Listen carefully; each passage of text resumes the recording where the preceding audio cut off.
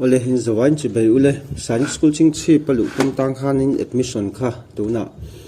October ni som thum thleng an ron honga apply dan kha zona te tama wangin kan soi thok thok anga ama science talan du pakhat chu Sainik alu tur hianin class 6 le class 9 a chawalu theya class 6 le class 9 a chaw admission ati thei tina ni chu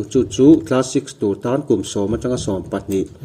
chuta chuan April ni khat sang hi som pali changa March ni som thum pakhat sang hi som paruk inkar piang heta hian April ni khat le ni som thum pakhat hi a huam tel ti khat setai la chuan class 9 b ka hian kum som pathum changa kum som panga inkar tan admission hi ati theya April ni khat sang hi som pakhat changa ni som thum pakhat March sang hi som pathum hemi inkar piang te tan hian apply theya hi hriat tu chu ni khata tlai pon hemi inkar ani lo chon inkar te hian April ni khat le March ni som thum pakhat hi a huam tel ti sela ni khat pon ni sela hemi inkar ani lo chuan hemi chhunga mi hi ani lo chuan in apply thei lo ti kha kan hredon ne chuan in scholarship chungchang hi atopa hi kan soidon ne chuan kumina hianin chumi hmai hila hianin ta ti hianin apply na tur link ka da chumi ba ka chuanin hei phone number ka da hriat thiam lo om nei in om kha chuanin comment ai mo phone te po hin in zo thei thawa ta hianin kumdang ang lo dewin kumin hi Sainik School admission hanti khan Google a hianin aron lang ngal top lo dewa zon kwal ve dewa nga ya wagina ol samjok nanin helaya ka da lan hi exams.nta.nic.in ti hi hemi a full link hi type kherangai lo exams.nta.nic.in ti hi in type top doni info na changpon browser khan hong top ula chom browser a khanin kha exams.nta.nic.in ti kha in enter topang chutai enter chuan ti hian aron langa heta hian Sainik School Society ti hi in click anga helaya in inviting online application hi in click chuanin public notice aron langa hei hi ni som atanga ni som thum tlai dar nga thlenga apply thei ti khania fee hi chu ni som thum pakhat thleng apek theya chuan helaya ka soidu chu ni som thum ti hi first notification ania hei hi lo extend pal te pom ve theya tuna November first week vela lo shachok angchi te po khanin an lo extend pal takin ti khanin helaya ka link soya khanin exams.nta.nic.in a khain lo va check doni extend te po om ve thaya ti tel thuwa chone tai dan huya chukula time candidate activity ti a hian registration for AISS EE ti a hian in click anga he angai tho aron lang le tai na sena hian in click lenga ta hianin in la apply lo wain hilaya hian new registration alo omang so download information bulletin hi in download anga in click anga download information bulletin a hian mamo zong chu ain ziak dona ka soivek lawanga class 6 exam tu tan syllabus zong oma class 9 tu tan exam syllabus zong oma amak putdan zong te engkim khata hin tai na chuang vek ani online application ti dan zong pokha chuang vek thawa amaro chu apply fu thei chi lo kan oma vain ti hianin at ti dana kha karon soyanga bulletin na hianin hemi in download zo chon ta hian new registration a hin kalmayang hian new registration kal hian hei hi ka soi fia lo nga apply pen karon soi fiang helai to bera hian I have downloaded the information ti hi hela hi in tikanga in click anga chon click here to proceed a kanin kalang chon ta hian ka fill up thazung anga ai tinan tuna ama sabanga mi hi chu candidate name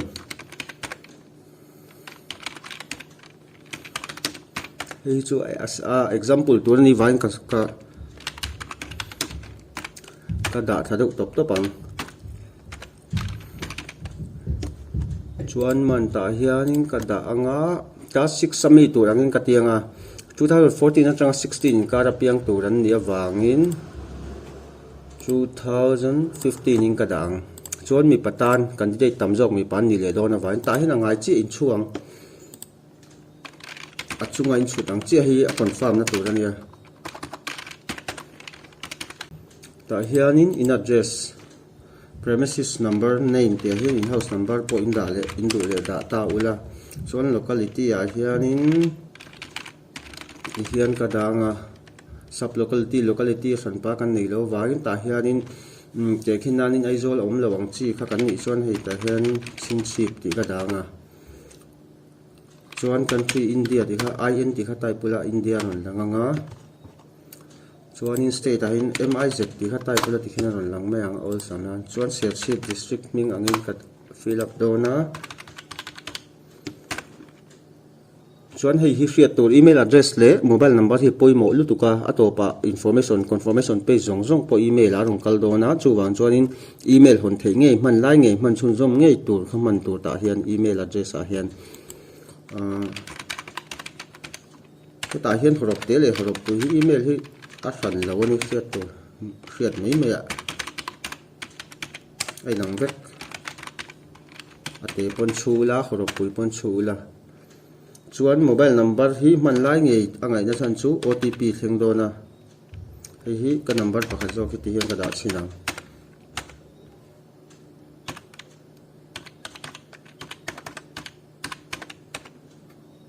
landline hi ngai khel lo optional heta hian permanent address hi present address le permanent address in an chuan ta hian same as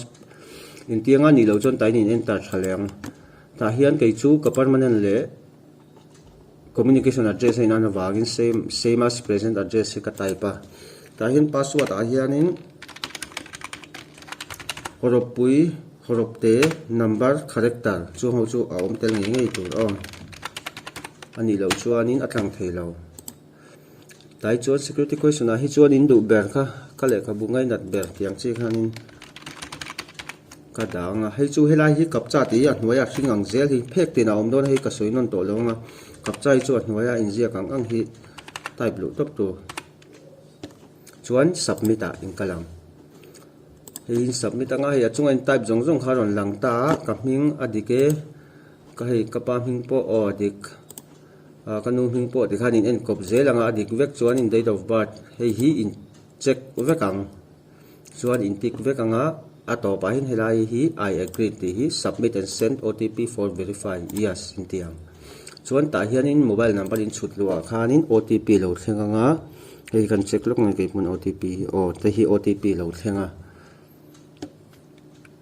491972 chuan submit registration form ti khan registration form kha kan ti zo ti na ni ma chuan kan apply ang tuna mi kha chu registration form kan ti zo chia chuan hriat tu chu email ID a khanin helai application number hi ron thleng nga lang hei hi in akalak lowa I net problem te mo om thei wangin hei hi copy ro hei copy ula tuna po kan copy lok nga note pe ta hin ka pastry lokang enga mo akala ka chiat chuanin hemi application number hi in log in leang in password set neng khan chuan ta hian application form khai alain complete vek ta hi ka continue don ta ni personal details in click le menga hei hi chu in type sa nationality a Indian in ti le menga domicile po Mizoram category a hian hei ta hian hriat tu chu ST Mizowa chuan atlang pui ST le sipai tang lai fa ten ni kha chon defense in deal theya du chon ST tamzo kan ni vai ST hi ka thlanganga chuan ta hin ST ka confirm ang sub category ti hi ST a sub category omlo not applicable hi than le mai tur annual income hi in annual income kum khatai sumlak lu zat in enter anga hei hi coast guard te Assam rifle atang ho tanin yes tur amaro chu kan ni len lo chuan no top tur hei hi siblings zir an nom le omlo u nau te tuna zir to san omlo wangin no katianga zil lai tan chon yes in ti mayang chuanin AISSC hi khoi chai nge hriat ti kha lo langa ten social media te family friend school website ti vel te lo oma in hriat na kha in type anga hei chu kap chai chung hnoya hring hi type le top tur ka ti kha phek ti na om vekang page ti na hian chuan save and continue le top yes le ni mai ta po hian choose identity hi ta hianin Aadhaar oma atlang puin man thei tu chu class 5 no pang anga chuan Aadhaar le school ID hi ni dona alem anga apply tutorial anga apply kan ni wangin Aadhaar hi ka mang lo nga nang ni chuan Aadhaar in nei chuan Aadhaar kha type ula aul sama exam na po kha ID proof tur ania Aadhaar khan keng mai an anin exam huna po mo chuan ke chuan school ID hi ka da anga chuan chu ka dar man thei don lo wangin ka dar man thei lo na chuan chu mismatch name kha mismatch ati dona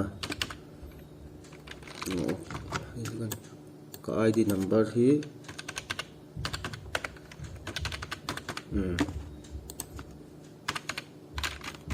mizowa chuan adarin nei khan chuanin mangtop ula awal sam kha ID proof an manghal exam na po ken tel tur ania chuan ta 6 nge 9 kan soi do kha class 6 le class 9 a chau admission ati thei akal laka ti thei lo Sainik School a chuan class 6 tan hei hi new Sainik School listed ati hi in sia thiam dan du chuan Sainik School angaran Sainik School somthum pathum oma ma se private school ang chi khan Sainik School noya omdil school anom ta Sainik School anga ngai engti kan soyang Sainik School enkol noya anga ani chu khang khan oma wain Mizoram a chuanin kan nei lawa chu wang chuanin noa kan dang chuanin heta hianin Sainik School kan lu du na ber hei hi Sainik School Chhingchhip ta na siam kan ni wai Sainik School Chhingchhip Mizoram ti kan select menga medium of exam chu English exam center hi pali than turama Mizoram a chuan aizo le lung le ya chaw oma chuan thon ta hian option 1 a hianin choice 1 a hin Mizoram ka danga aizol ka dang chuan chuwa po Mizoram bok ka danga exam center pahnih kan nei wain lung le ka da lenga abak chu Mizoram a than thei to lowa chu wang chu ma se da kha nge ngai hilai hi chu wai na hnai ber Assam hi ka da to panga Assam a hian Guwahati a hian ka da to pang chuanin Assam a bok chuan Golpara father's occupation hi in paten apaten na tho kei chu others a hian ka da ve veang a qualification te po kha chu in sewek thawa in nu le pa te qualification te an na tho ang chi kha chu kha ta khan da fill up mai to chuan save and next an element submit anga chuan tain hei class 6 tan kan dila wangin ta hian class 5 details ron zot ta pass status a hianin hei class 5 a chuanin fill up angai lo not applicable hi fill up pula abak hi hei fill up tur om lo class 9 a chuan awm thung don ti class 9 a lu tu ta chuan class 8 details hi enter tur ta hian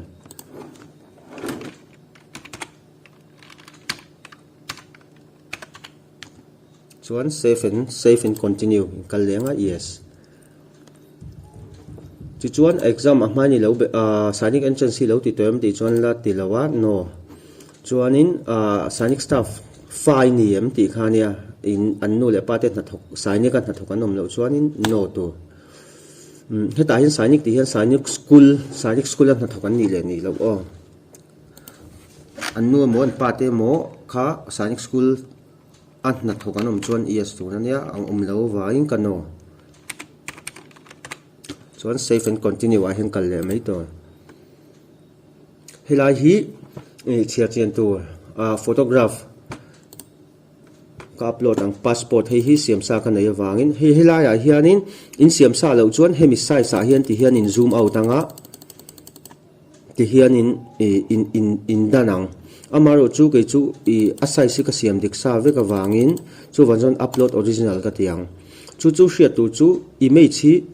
te na changa 200 KB ni nge tu ani lo chon upload thei lo hei po hi tham helai tak hi hriat fi anga ya tham ti hi left hand thumb impression in kut jung pui vei lam khami tha kha ni ta kut ji tha chu stamp pe ta khan in englo ula paper a hi tu na karon lan ti lang hian ti hen in ti anga in scan anga hi size ka siam sa ne in upload ang chuanin ka siam dik sa ni wine upload original ka ti thunga kai chuan hei hi 10 to 50 KB in kar nge tur ani lo chuan upload thei lo image upload successful kha chu in okay zelang hei hi chu signature hei po hi kai chuan hei tian asai siam sa ka nei awangin hei ka upload to panga hei hi in nei sa lo chuan heta hian in zoom in angai ta hian in hemi chunga hian in ti te jong han taina leng chi anga chuan in danang kai chuan asai si dik ti ka hriat chian sa wain ka siam edit to ni wangin upload original ka tianga original ka upload ang chuan hei atlang ta category certificate a hi chuan mizo a kha chuanin caste certificate domicile certificate kha man mai tur ania ta hian hriat tur chu 10 to ani lo 50 to 300 kb nia pdf file in siam daw nia ti khan ka upload le a hai successful le a just save and continue le top to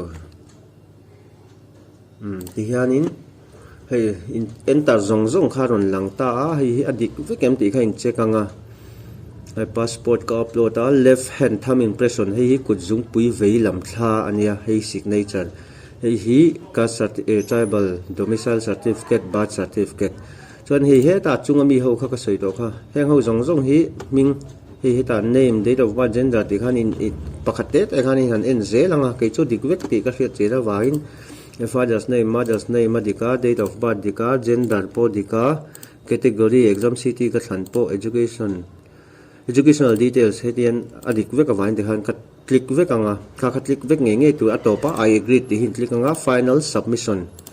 hi in ti don ni so in final submission nu a hianin hei hi ron lang ta hianin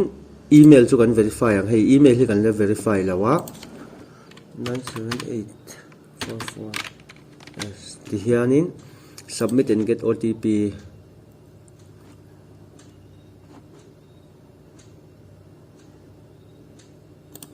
ti hian email a kha email ka vache kanga email a hianin hei nachina ka soi kha confirmation page po lo lut to reng chuan chumi ba ka tuna khan email ka verify do na hi OTP hi keima chuan 780430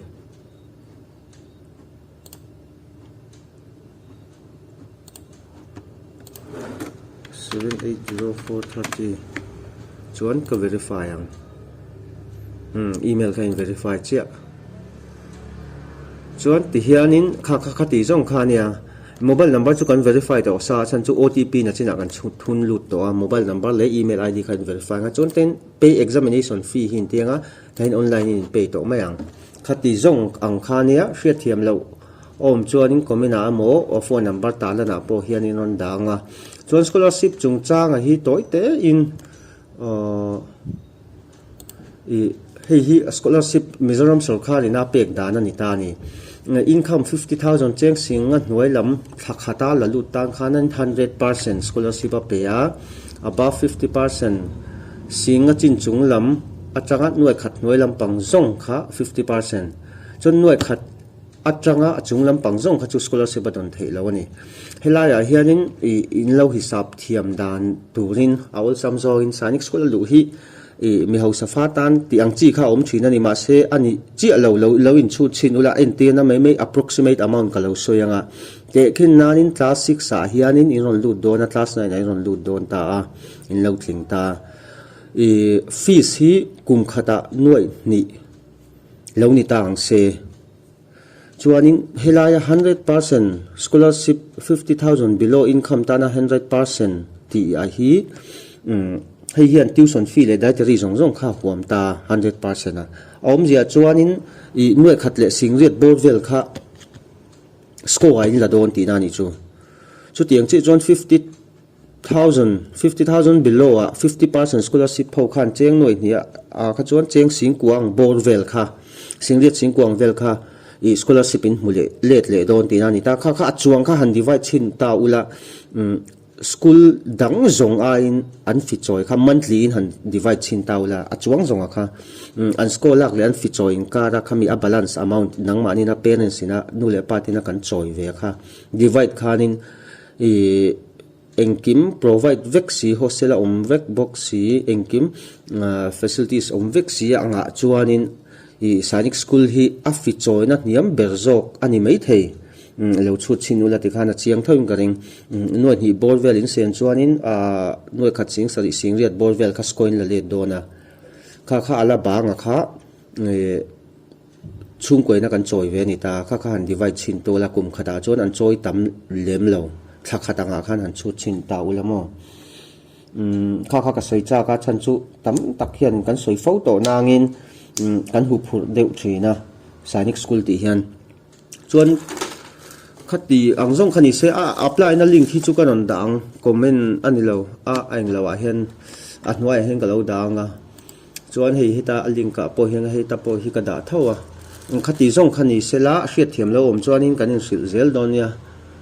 a hriat bel du nei po kha ni nei zo thei chu tiang chuan kan ti don ni o